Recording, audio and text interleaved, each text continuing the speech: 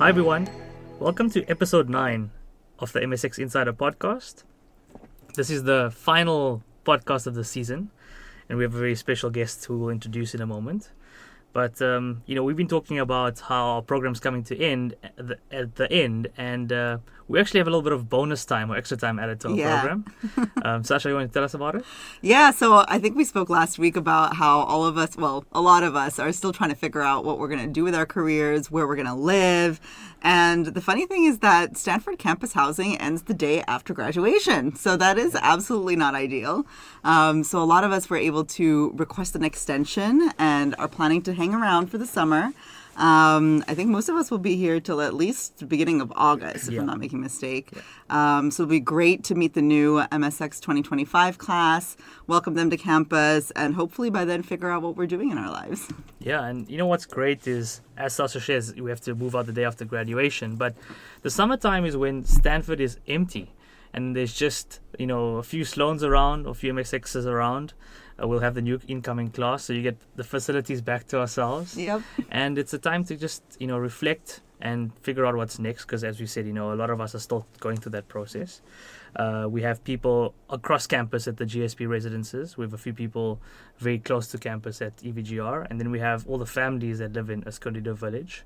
So I think about 50-60% of us will still be around, which is great for preserving the community and building that connectivity between the next class, right? Yeah. So I think it's a great result all considered, and Stanford's a great place to be in the summer as well. So yeah, it's beautiful, and it'll be nice to have some fun and not have to worry about classes. Exactly. And the other great thing is living in Palo Alto is pretty expensive, and although the GSP prices for residences aren't for free, they're a lot cheaper than trying to find an apartment in Palo Alto. That's very true. Very true. Yeah, so, we've been talking about getting a special guest onto our podcast, and, today we are really glad to have one of the icons in the Sloan program and one of our lecturers with us today on the podcast, Scott Brady. So, Scott, welcome. Scott, like Sasha, went to the University of Florida in their business school, the Warrington Business School. And he's been involved with 3 companies prior to, his time at Stanford, which was SQL, Claris, and Fiber Tower. Scott was a Sloan at that point in time, about 15, 20 years ago. And he was just saying to us how he was one of the youngest in his class.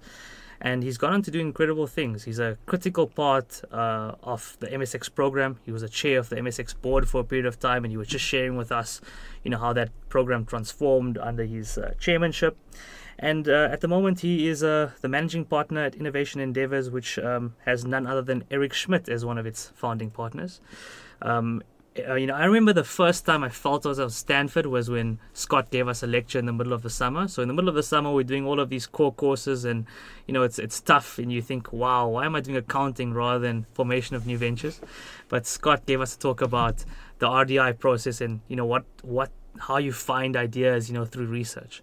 And I think all of us were like, wow, we're at Stanford. It was the first time I remember sitting there being like, wow, okay, this is what I came for. So welcome, Scott. Thank you. So, Scott, you came to Stanford when this program was called the Sloan Fellows Program, and you've seen it kind of change over the years. Tell us a little bit about what your experience was like when you were here as a student. Yeah, so it's, not to correct you, but it's almost 25 years. Oh, wow. This year. So this next cohort will mark my 20th reunion year from Stanford. So it's been a little while. So the program, when, the historical roots of this program was really a corporate-sponsored program. So Stanford would collaborate with some of the largest corporations in the world and really train their next generation of leadership, CEOs and so forth.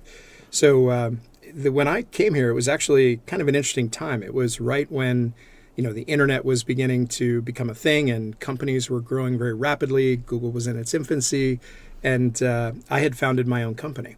So my company had gone public, and I was actually self-sponsored. So I was able to send myself to Stanford. There were actually 2 of us in the class that year that had founded companies. The other was Jagdeep Singh.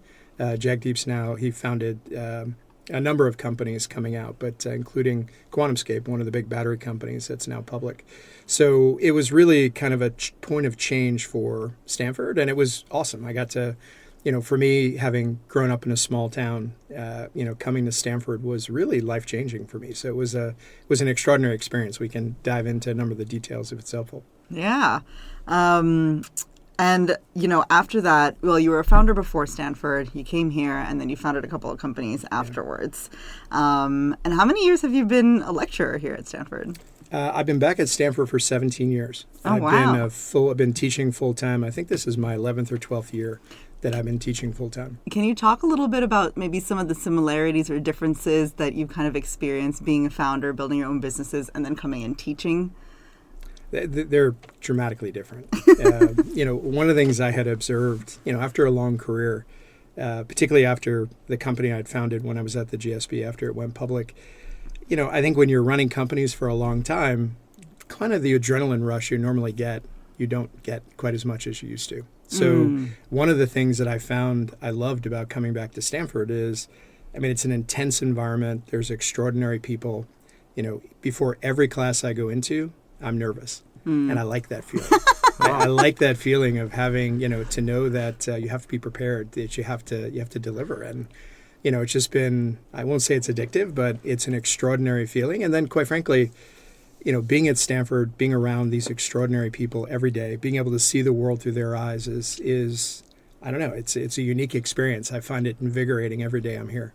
When you were here, did you know that you wanted to come back and be a lecturer? Because I feel that. Like, I really love this environment and I want to go and do, whatever and be successful. But one day, I would love to come back and do what you're doing. Given where I came from, the fact that I'm here seems so preposterous. Even as a student, I had massive imposter syndrome. I'm looking at all my classmates, and I kept waiting for somebody to say, yeah, sorry, we made a mistake. You're not supposed to be here. So, quite frankly, I was... I would say I was intimidated when I was here, just given the types of people that I was around. So the idea that I would end up as a faculty member teaching in classes would have been absurd when I was here. I think that's something that we all feel. You were talking about how you were one of the only two sort of self-sponsored in your program. I think ours is the opposite. There's maybe 5, maybe 10% of our students are sponsored by their companies and the rest are all self-sponsored. And we have a lot of entrepreneurs.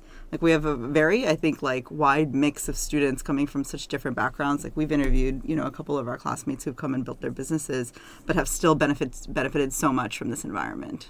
Yeah, I think what's changed is, for people like me, I spent the early part of my career building companies. I was a CTO of 2 software companies. So while most people were going to business school, I was building a company. Exactly. There wasn't, when I was 25, there wasn't time to stop to go do something else. I was in the meat of my career. It was only when I started thinking about taking on roles that were beyond being technical and really thinking about general management roles where business school made sense. But at that point, I was 10 years into my career. And I think that that's not an uncommon story these days. I think you find people that have grown, in these organizations, then reach a point where they've earned the right to take the next step. And coming to a place like Stanford is transformative for that. Yeah, absolutely. I think a lot of us kind of felt the same way, or were in a similar position where, for me at least, I thought I kind of missed the boat. Because I had tons of friends going to business school when I was in my late 20s, and I thought about it, and I didn't really know at that point what I wanted to get out of it. So I decided to not do that and pursued other opportunities, and really felt I kind of lost my chance at going to business school. And then during COVID, started to rethink about this again, and then came across the program and just felt it was such a perfect fit, such a perfect time to take a break and come here and explore, different opportunities. So I think a lot of people are kind of in that similar boat. Yeah. I'd love to know. So you teach formation of new ventures, which is probably one of the more or most oversubscribed classes here. How do you think about what classes you want to teach? So that was, as a student, I was very fortunate. I had Chuck Holloway, one of our legendary professors, and John Morgridge, who at the time was the CEO chairman of Cisco, as my faculty there. So that was the class that, for me, synthesized everything together. There was an extraordinary experience for me at Stanford. I got to do things I had never done, but that was the one class that kind of brought it all together. And it was also the class where I met my co-founders that I ended up starting my company with post-graduation. So it was a very unique class for me. And when I was when I was offered an opportunity to come back, I mean, quite frankly, there really wasn't another class that I aspired to teach. It was so impactful for me, and it had been such a successful class at Stanford for so many years. I would say what's fascinating about that is the structure of that class, which teaches the arc of a startup, has largely been taught the same way since, Irv Grousbeck and, some of the early folks that put the class together. That's probably going back 35 years. Wow. When in higher education do you see a class where the structure of the class is absolutely, well-grounded, but what's happened is all the cases we teach move through time. Yeah. So we're continuously reinventing it so we can give a very contemporary story using a very well-defined structure. And, I took it as a student. My brother took it as a Sloan student. Wow. My brother-in-law took it as a Sloan student. It has been one of the most impactful classes, certainly for my family. Yeah. But I think for generations of not just Sloans, but, MBAs as well. I really love the class because it's not something that I would get to experience or learn from in any other space. We had a very interesting discussion. I can't remember if it was this week or if it was last week. We were talking about frameworks, and I think somebody in the class mentioned about how they were kind of missing the framework of one of the topics that we were discussing. And you made a point about how I think this particular class, but I think Stanford in general, the idea is to expose us to so many different ways of doing things and not teach us one way. And I think as students, you often expect, what is the right answer? What is the way to do this? What is the way to build a successful business or build a successful career? And the reality is that there's no one way. And being in this kind of an environment, you hear sometimes conflicting opinions or views from different classes, and it's our job to sort of synthesize that information and figure out what works for us. So it's just I think it's such an interesting way to teach, and it's kind of something you have to really learn. I think I have an opportunity to teach at a couple different, business schools, and I think Stanford's perspective on this is fairly unique. I'm going to use these words very carefully. We don't teach entrepreneurship. We study it. Yeah. And I think that's a critical differentiation, because one of the benefits that we have is we can observe through patterns and through cases, a tremendous diversity of different things that have been done and the different journeys that those founders have been on. And I think the goal of that is not to teach you a right way to do it. I say if there's a goal, the goal is to help you make original mistakes. Yeah. It's to not have you recreate the mistakes that people have had in the past. But, even if you look at the diversity of faculty that are teaching, we purposely build the faculty in a way where you're getting heterogeneous opinions, people from different backgrounds. And that's, I would say that's intentional. Yeah. I'm very fortunate. The class that I get to teach in is typically anchored by Garth Sloaner, our former dean. And, I teach with Jim Ellis, who's one of the most successful entrepreneurs in Stanford history, but our backgrounds couldn't be more different. Exactly. The types of businesses we're excited about couldn't be more different. And I think students benefit from that the heterogeneity of that, but also the really distinct opinions that get rooted out of the work that you've done, for so many years. Yeah. And I think that, to Scott, that point about observing it, we observe it from so many different angles, right? You have the MGE angle, which is how do you run a business? And you've got the formation piece, you've got Startup Garage, you've got, the search fund angle, right? And I think that ability to see it from different people's perspectives, as you point out, is incredible, because it's also lived experiences from these people. So it's not just, observation from a commentator's perspective. You have experience as a founder, like Dave Dodson is, bought a alarm company and transformed it. Jim Ellis bought, a tow trucking company and transformed it. So, while you've got the protagonist in there, you've also got somebody that has a very different view of the world, which I think is incredible. So one of the interesting observations I've had, because I've been here long enough, I've been able to observe many of these entrepreneurs over a longer period of time than you would be able to observe them. And what you realize is that their stories are not static. Yeah. They're moving through time. And their perspectives on what they did, what they learned, is actually evolving. So it's really fascinating to see, after someone's had more time to reflect on the experience they had, I think it brings more fidelity to the insights that we're trying to share. And it gets more interesting as they've had more time to really consider what they were able to do in building a company. And each time they come back, I imagine the classroom discussion also being so different because the times are so different. Well, this is an interesting, maybe it's an opportunity to compare and contrast. Like if you were to compare the way we would teach entrepreneurship from, say, the Harvard Business School, theirs is a very structured approach. meaning that, each of the faculty, there's a very rigorous, I would say somewhat static process they use to describe the cases they go through. Ours are not like that.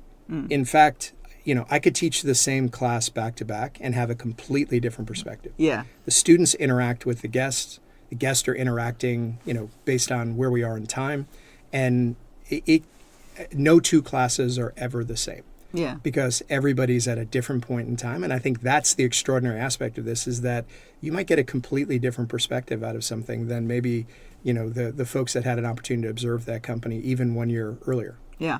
And I learned so much also just from like the commentary and the discussions in the class from my classmates, because people come from such different industries and backgrounds and have different points of views. And, sometimes I'll read a case and be like, oh yeah, why did this entrepreneur do it this way? This is so clearly the right way. And I'll go in class and, there'll be all this discussion, and it really, kind of gets your brain thinking that, okay, wait, like you need to kind of get out of your normal comfort zone, or like what you normally think is right, and like be open to hearing all of these, new ideas. Yeah. So if you look at the structure of the class, it's very intentional. 50% of the grade in that class is participation. Yeah. It's encouraging you to interact with your classmates and interact with the guest, and, many cases disagree with us as faculty, but disagree with each other, because in that difference of opinion is where a lot of the learnings actually exist. Yeah, exactly. And I guess, if you look at that class participation thing as an international student, that was a real eye-opener of what, U.S. education was like. And you see, kids being tremendously confident. When I came here for the first time, I met my nieces and nephews after some time. I was like, wow, these kids have a very different approach to participating in the world, right? And I think that's reflected at Stanford. And I guess one thing that's happened over the course of the program is the MSx program has evolved, right? From, what Scott was describing as a program where there were people that were predominantly sponsored to now something that is really co-mixed with the MBAs, which creates this real cool participation dynamic. I mean, Scott, can you tell us a little bit about, how the program's evolved? You obviously the chair. You mentioned to us just before the podcast about, you had a vision when Barcelona came in as a dean. Can you spend a few minutes just telling us, how it's changed from when you were a student to now, and what are you most proud of seeing it change in your chairmanship? Yeah, I guess a couple things to double click on there. I think the historical roots of the program were, they were critical. It was at a time where, the U.S. was growing, and, I think Stanford was beginning to flex its muscles internationally, and the ability to intersect with the largest companies in the world at the most senior levels to train their leadership was a unique opportunity for Stanford. I think as Stanford grew, quite frankly, as the business school grew, and certainly as Garth was preparing to become the dean, I think there was a different opportunity. We had an opportunity to intersect with students at a slightly different phase in their career. I think our MBA program, which is extraordinary, intersects with people very, very early in their career. They're, probably 25, 26 years old, and really Stanford is catching them at a point where they can change the trajectory of what they're doing. The Sloan program is completely different. We're catching people that are well established in their career, that have already, kind of put a dent in things, if you will, and they're beginning to think about trajectory rise. Where do they want to go? And so part of that was being able to architect a program that could uniquely help students achieve those goals. So if you think about how this program is set up today, the program is a year. So for the first time in Stanford history, we teach a summer academic quarter. Yeah. So we bring you in, and you effectively get a crash course that our MBA students typically will spend an entire year doing. Yeah. And for many of them, since they're learning, they want a wide variety of things. And for most Sloans, they kind of know more specifically what it is that they want. So really, we're training you and preparing you to enter into what effectively is the second year of the MBA, which is where the highest diversity of classes are. You can be very specific in what you want to do. You can find faculty that are the best in the world at that particular thing and go deep with them in that area. In many ways, I think it's an extraordinary experience to allow you to be very selective of how you spend your time. But that was a significant change, like getting faculty to teach a summer academic quarter. That's not easy to do. It took an incoming dean to have the gravitas to be able to pull that off. And then, really integrating the class into the MBA cohort from a second year perspective was also critical. Yeah. Making sure culture and everything else was set up correctly.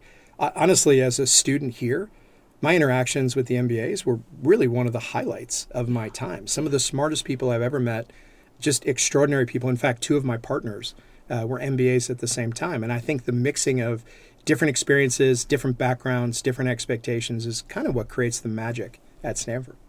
Yeah, and the program's also made subtle changes over the years to bring them together. Like, for example, there's a small thing like the dues that we pay for all of the events across the GSB, which now are shared by the MSx and the MBA. So, we've been talking about all the parties that we go to in the events, like Foam and the Prom and, the beer pong league and all these little pieces, right? But we are participants in there and we feel really welcome in the community. There is differences.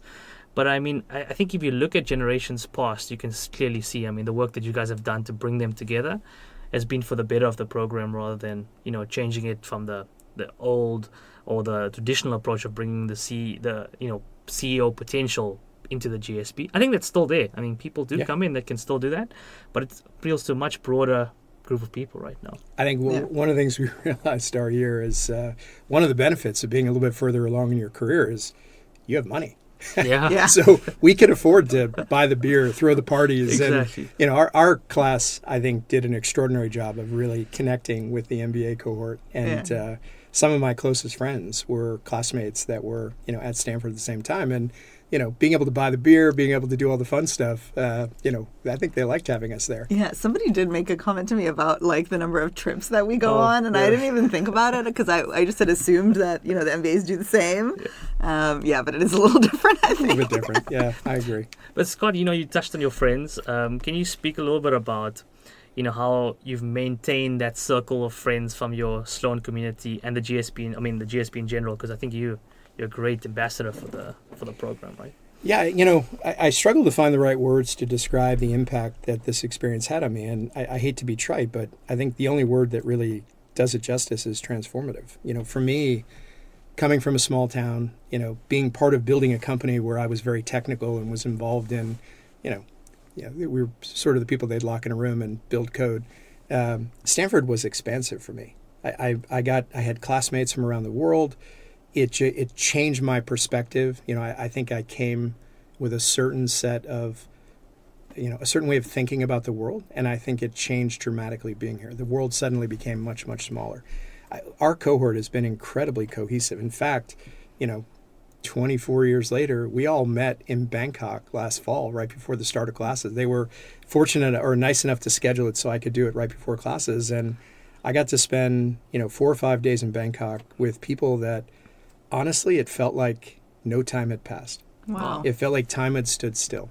And what you learn and what you love when you get together with your classmates so many years later, it's not about, ironically, having met in business school, it's not about what you've done in business. It's about life.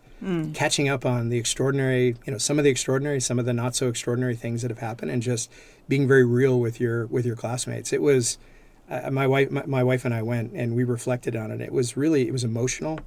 It was amazing, and it sort of it brought us back in time, which was really nice. But I think these relationships have been some of the most formative relationships I've had in my life, and it's very difficult to think where I could have gotten those types of that type of connectivity anywhere else. Yeah, I've talked about this before. I think the one thing that surprised me about coming here was how fast and how deep some of the relationships you can form here, because as an adult, in your 30s, it's kind of hard to make friends in the real world. And so I was expecting to, build a network here and all of that, but I didn't expect to make like such good friendships. I can't imagine what it's going to look like 24 years later, but I'm excited. I think your experience won't be dissimilar from mine. I mean, I have my brother attended, the GSB many years after I did, and I would say he has a very similar experience. He's very close with his classmates, and in fact, he founded his company with some of his GSB classmates as well. My brother-in-law, same experience. So I don't think it was unique to the time we were here. I think it's unique to being in this environment at Stanford. It's one of the benefits of being in a smaller business school. It's maybe a weird word to use, but it's very intimate. You really get to know people very well and very quickly, because I think many people have this imposter syndrome. You put your guard down, and it allows you to really be thoughtful in how you interact with your classmates. Yeah. Scott, Sasha and I are about to graduate in a couple of weeks' time, and I mean, we want to stay connected to the program and be involved. What would you say has been the most impactful pieces of advice you've received in the past to stay involved with the GSB, and who are those people that have helped you stay in touch, and how have you stayed connected over the years? I think one of the unique aspects of the GSB is the power of the network, and that's not just the circle of people that you were here with. There's a general feeling that we're all part of something that was special and something that has, I think, an important responsibility for what happens after we graduate. So one of the things that I was told is that, as a member of the network, your responsibility is to just say yes.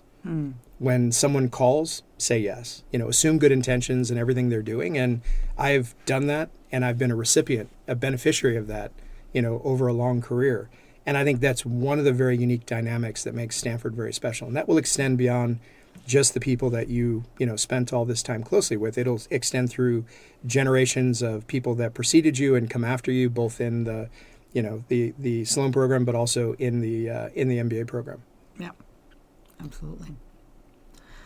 So we are, still have a week or two left. I think we've got like 5 or 6 days of classes. So, I don't think this piece of it, this question we're going to ask is going to be too relevant to us. But Scott, if you're looking at the incoming class next year, what advice would you give them to maximize their time at Stanford? And we're probably going to feel a little bit of FOMO when Scott gives us answers. So. Yeah, I think one of the things you have to realize coming to a place like Stanford is, to use the analogy is, everything that's available to you is like being hit by a fire hose. There is way more opportunity than you could possibly consume. So I think it's incredibly important to be rigorous, but also to be thoughtful about what are the things that are important to you. And think about the dimensions. You're at a major research university. We have tremendous opportunities to interact with people in the other colleges. You have a broad set of classes that you get to participate in. I think being very thoughtful about what are the things that are most important to you and how you're going to invest your time. And also, maybe even more importantly, is deciding the things you're not going to invest your time in. And that's very hard to do. There's a sense of loss for the things that you're not going to choose not to do. But I think to be effective here, you have to be prepared. And that's one of the reasons why I've engaged with the incoming cohorts over the summer, is to really begin to talk about some of these things and really put you in a mindset where you're being very structured, but you're also being very deliberate about the classes you're taking, how you're spending your time, and what are the objectives you expect to get out of a place like this. Because otherwise, it can be overwhelming. There's just so many different things that you're inundated by every day that are amazing. And, that's, on one hand, it's phenomenal. On the other hand, it's daunting. And it's fast. The time goes by super fast here. The quarter system is extremely fast. And I'm in the point of the quarter where I'm starting to feel it. I'm starting to feel overwhelmed and drained and kind of ready for that break. Though it is sad that this is going to be our last break. Yeah. But I think even if you are, deliberate, that sense of FOMO or missing out on something or, not being able to keep up on top of everything and knowing, what's all going on is difficult. I agree. And, it's funny. I think when you're here, you spend all your time trying to finish so you can begin the next thing in your life. And for people like me, we spend all of our time trying to get out of here and then try to figure out how to get back here. Yeah. Scott, what I take away from your conversations today is just be a custodian of this program, right? I think you've been a great ambassador for, implementing some of the changes that, people wanted to see happen, for saying yes to us, saying yes to our podcast, for example, and, being there for us in the summer, right? Because, we're a smaller community, and when you showed up there in the summer and you said, hey, this is what Stanford is about and how it's transformed our lives, we felt that sense of hope that, hey, we can do this as well. So I think I feel that same sense of hope when you said, I spoke to my friends 24 years later and felt the same. I've been feeling a little bit sad that this process is coming to an end, but that was yes, it's just a start. Exactly. So I take a lot of optimism away from this conversation. Yeah, I think coming here and doing this program is just the start of the journey onwards, right? And the start of great friendships and new learnings and, all of that. Yeah, well, one of the interesting things you'll reflect on is, being with an amazing cohort of people. They will do extraordinary things. and you're going to find there's a transitive property, you will feel proud of all the incredible accomplishments of the people that you were here with and the things they do that matter. They change people's lives. They grow businesses. They change industries. There's a tremendous sense of pride to be part of a cohort that has the potential to do that. And I think change lives, change organizations, change the world. I don't think that that's just a tagline for the GSB. I think it really defines the goals and really the ambition that the people that come here have. Yeah. Coming here really gave me a bigger picture or a bigger ambition for my own self. I feel like I put myself in a box before coming here that, I can achieve this, and coming to Stanford really kind of opened my mind to that, to other possibilities. Yeah, so, this is our last episode for the season at Stanford, and I think we've had a tremendous journey. We've had people from all around the world sharing their journeys of how they've adjusted to getting here. We discussed entrepreneurship and how people went from, corporate careers to become entrepreneurs. We have people who have been, lifers at organizations like Sasha, myself, and Abraham, and talking about, how we've used that to kind of come to Stanford. And then we've had, Jed discussing, how he's done multiple things in his career. And finally, we have Scott, who's, shared how the program has transformed. And I think, there's not one key takeaway that I take, but I just feel really grateful to be part of this amazing community and seeing the diversity of skills and people and experiences that we have on offer. And it gives me a lot of hope that, I'm a custodian of Stanford now, and it's up to us to move the program forward and bring people along. So hopefully we've allowed people to see what Stanford is like and what the MSx experience is like. That was our goal. And we hope that we'll continue this in some shape or form. We don't know just what it'll look like, but we'll figure that out in the next few months, right, Sasha? Yeah, absolutely. I think for me, like you mentioned, Scott, it was like drinking from a fire hose here. And I'm really excited for the summer where I can just take some time to reflect and sort of synthesize all of that information, and put together all of my learnings that I can actually use, in years going forward. But I'm really grateful for the opportunity here and for the friendships and, the community that we've developed. And I'm excited to be back for our, 24th, 25th reunion, though that seems so long away. Hopefully somebody will be interviewing you as a lecturer in a few years' know. Time, right? You never know. But thank you everybody for listening and all the support. It's been an amazing experience of recording this. I definitely feel a bit sad that this is the last one for our academic season. But we look forward to hopefully being back in the next year with something different. And thank you again for all your support. Thank you. Take care.